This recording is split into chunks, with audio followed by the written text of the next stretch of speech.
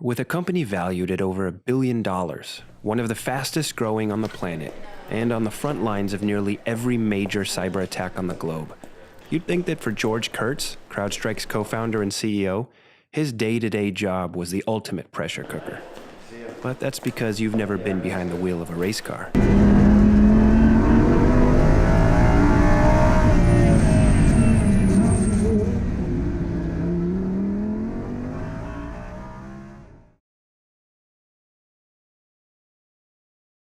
Just over 5 years ago, when George Kurtz started CrowdStrike with co-founder and the company's CTO, Dmitry Alperovich, many in the established cybersecurity industry laughed at the idea of a cloud-based security platform.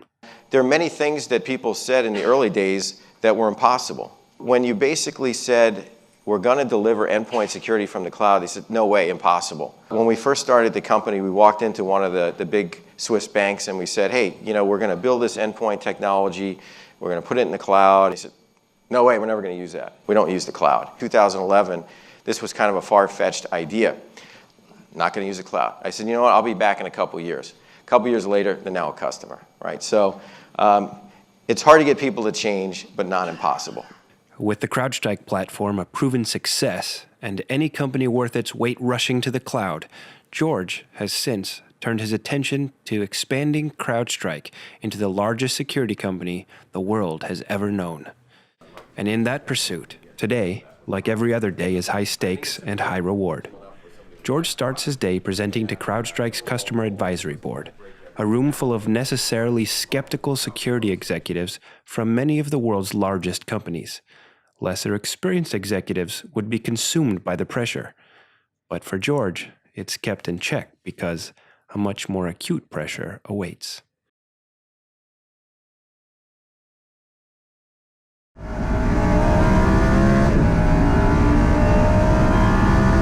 In racing, you have to take care of the little things. What's the toe on the car? What's the weight? What's the balance? How are the shocks set? And the little things add up to big lap time. And it's just like in the real world, the small things that you do to build your product, to build your company, to build your culture, actually add up to a winning formula and happy customers. And we try to apply both on and off the field.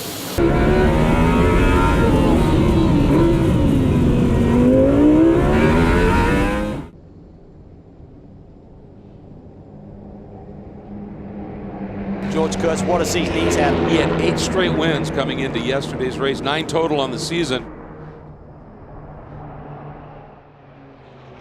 We had a good year last year. We won the championship. It was kind of a magical season. We just did everything right, and we approached it, I think, the right way, which was to chip away at every race.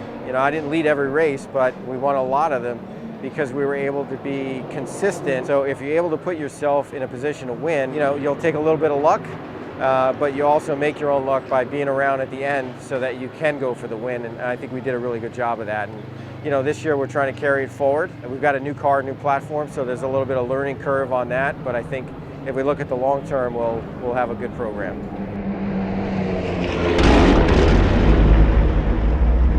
There's so many similarities in terms of business model in racing as there is in running a company like CrowdStrike, because it is all, about having the right team, the right strength of team, the ability to react, the ability to plan, the ability to forecast, the ability to be movement, to change.